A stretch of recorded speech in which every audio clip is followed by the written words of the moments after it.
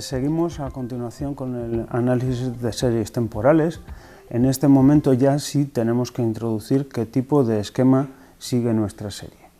En concreto, en este caso, nos vamos a proponer el primero, que sería el esquema aditivo, donde tendencia, componente estacional y componente irregular sumadas compondrían nuestra serie. Acabamos de obtener en las píldoras anteriores la tendencia, bien por medias móviles o bien por regresión, y entonces vamos a tratar de obtener ahora la componente estacional, para lo cual necesitamos despejar, como aparece ahí abajo, la tendencia, pasarla al otro lado. Importante en este caso, como se trata de un esquema aditivo, la pasaremos restando, con lo cual nos quedaría exclusivamente componente estacional y componente irregular, que a continuación trataremos para quedarnos exclusivamente con la componente estacional. Pasamos entonces a los datos. Bien. Estos también son datos reales, son datos de consumo de electricidad en España. Lo hemos dejado un poco más corto para que fuese manejable, son desde 2008, y entonces en este caso se trataría de un ejemplo, creo yo, bastante claro de esquema aditivo, porque las oscilaciones no son más o menos constantes, no van creciendo con el tiempo. Son datos de la crisis, o sea que se nota una tendencia a la baja, pero bueno, es lo que hay. Pasaríamos entonces a los datos. Aquí ya están calculados las medias móviles, como corresponde a datos desde 2008 hasta septiembre de 2013. Como veis, nos faltarían esas primeras observaciones, y si vamos al final nos faltan también las últimas, como siempre, 6 al principio, 6 al final, al ser datos de medias móviles. Y entonces, como acabamos de decir, vamos a eliminar de la serie esa primera aproximación a la tendencia, restando. Entonces, la serie le voy a restar la media móvil, con lo cual el resultado que nos quedaría sería componente estacional más componente irregular. Vale. Estas primeras no hay nada que restar, por lo tanto estas también se quedan en vacío, lo mismo que al final. Y entonces restaremos del dato original, resto la media móvil de orden 12, perdón. La segunda parte quería decir. Bien, este valor que obtenemos aquí ya sería solo componente estacional y componente irregular. Esto lo paso a todas las demás. Como veis, van apareciendo valores positivos, valores negativos, pues dependiendo de cuándo estamos por encima o por debajo de la tendencia. Nos vamos al final. Como siempre, se mete la fórmula incluso en donde ya hemos dicho que no hay dato, por lo tanto todas estas las borraríamos. Las sigo marcando en amarillo. Bien, y entonces esta sería el resultado, el vector que tenemos que utilizar para caracterizar componente estacional irregular. ¿Qué vamos a hacer ahora? Vamos a coger este vector y aparte, aquí al ladillo, vamos a irlo cortando por años, ¿vale? Para agrupar en un mismo vector lo que ocurre en el mismo mes.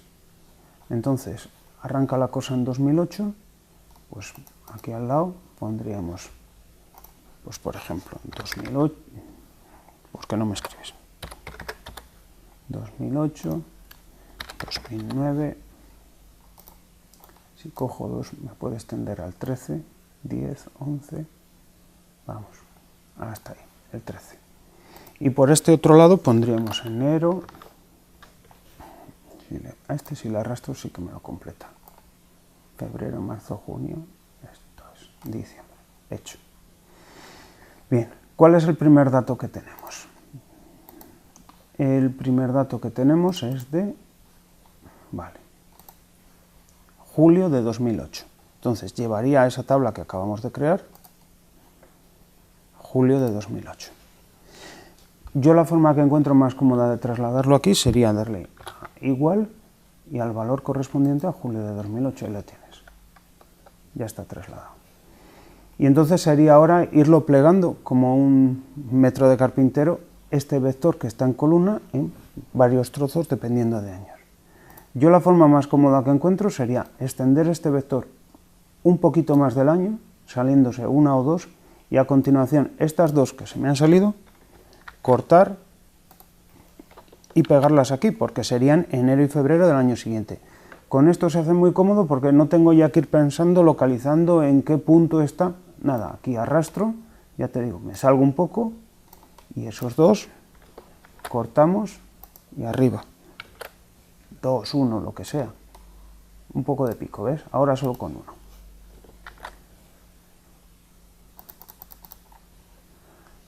Y aquí, la nube.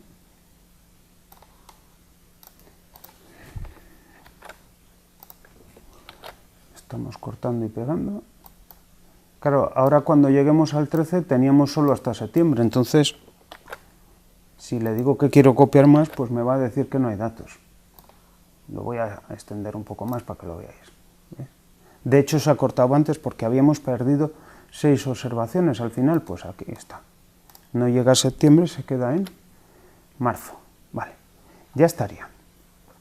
Si nos fijamos un poco, aquí ya podemos ver la componente estacional, podemos ver cómo todos los eneros hay un valor positivo, todos los diciembres hay un valor positivo, es cuando más necesidad hay de electricidad. Curiosamente también hay un valor positivo en julio, bueno, curiosamente no tan curioso, es el gasto en aires acondicionados. Mientras que pues en meses más intermedios, pues abril, mayo, junio, vemos valores negativos. Bueno, pues esas regularidades son las que queremos resumir en un valor. El resumen es muy sencillo, es simplemente hacer ahora la media de todos los valores del mismo mes. Entonces vamos a calcular esa media. Vale. Y entonces pondríamos igual a promedio de... Y yo reservaría todo el vector, incluso aunque tengamos un hueco. ¿Por qué? Porque cuando luego estire la fórmula, pues el que no le pilla por un lado le pilla por otro, y si no tendría que ir haciendo fórmulas distintas según que tenga 5 datos, 4 datos, 6, los que sea. No es problema que pille un hueco, porque donde hay hueco ni lo suma ni lo cuenta. O sea, para el primer caso, aquí no va a sumar el dato del 2008, ni lo va a dividir por 1, 2, 3, 4, 5, 6, sino por 5. O sea, el que esté vacío no importa, pero ahora veréis, esa sería la media, y ahora si lo estiro para abajo, lo que digo, en esta última, por ejemplo, sí que ha cogido el dato de 2008 y sin embargo no hay dato de 2013. Hay otros valores, por ejemplo este, vale, por ejemplo este, donde faltan 2 tanto al principio como al final. No pasa nada, en este caso la media será de 4. Vale, pues ya estaría.